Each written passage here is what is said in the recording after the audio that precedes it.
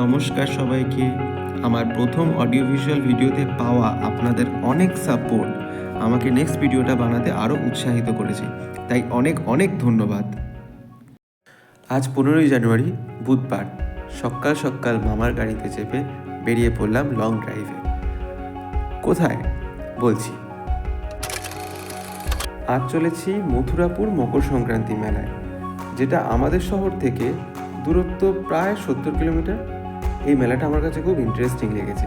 এটা এমন একটা মেলা যেখানে দেশ বিদেশের বহু পুরনো জিনিস কেনা বেচা হয়। আর এই মথুরাপুর দক্ষিণ 24 পরগনা জেলার অন্তর্গত। আগামী 1 মাস এই মেলা চলবে, আর আজ ছিল তার দ্বিতীয় দিন।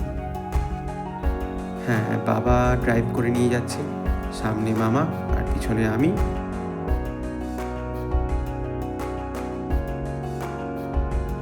শীতের সকালে হালকা কুয়াশা, আর ওই যে সূর্যদেব আর ওনার শিষ্য এখানে বজরংবলী দাদা। ফ্রেমটা কেমন উঠেছে তোমরাই বলো।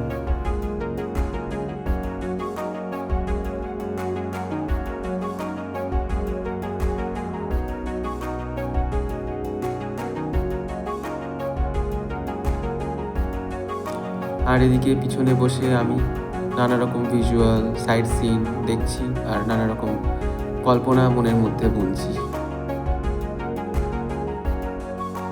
সকালবেলা বলেই মা ফ্লাইওভারে ট্রাফিকটা কম, নাহলে বেলা হওয়ার সাথে সাথেই গাড়ির গুতোগুতি শুরু হয়ে যায়।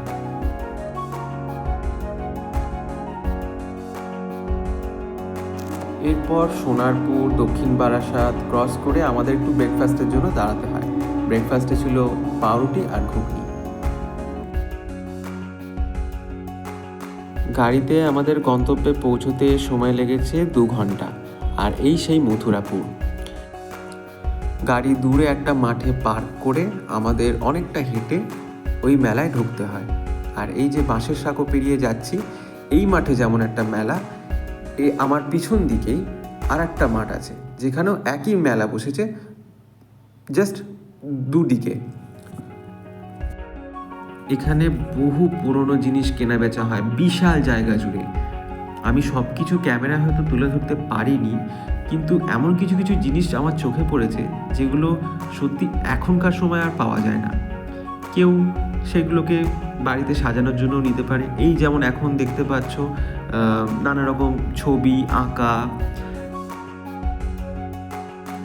বেশ অনেক রকম ইনফরমেটিভ পুরনো বই, এভরিথিং। পুরনো মডেলের ক্যামেরা, ঘড়ি,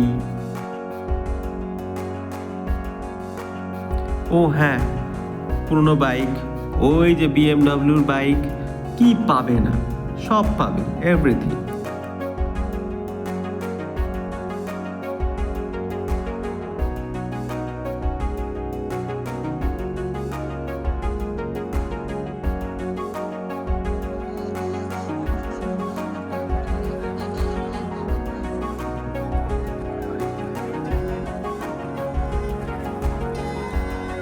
বেলা যত গড়াচ্ছিল মেলা তত ভিড় বাড়ছিল। আর এই মেলায় ঘুরতে ঘুরতে আমাদের একটু খিদেও পেয়ে যায়, তাই কিছু খাবার খেলাম। খুবই প্রিয় একটা জিনিস ভুট্টা, আর তারপর আসে ঘুগনি।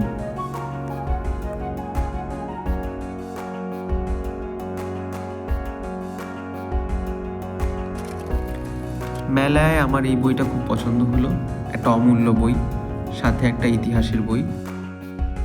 যেহেতু মথুরাপুর যেতে জয়নগরের উপর দিয়ে যেতে হয়, তাই ফেরার পথে জয়নগরে এই বহুরূর মোয়ার দোকানে আমরা দাঁড়ালাম। ব্যক্তিগতভাবে আমি মিষ্টি পছন্দ করি না, কিন্তু এই মোয়াটার একটু পোর্শন আমি টেস্ট করলাম, খারাপ লাগেনি, ভালোই লেগেছে। আর তোমরা যদি জয়নগরে আসো, এই বহুরূর দোকান থেকেই মোয়া নিও, কোয়ালিটি খুব ভালো পাবে। ব্যাস, আজ এতটুকুই। কেমন লাগলো অবশ্যই জানিও। সবাইকে অনেক ধন্যবাদ, সবাই খুব ভালো থেকো।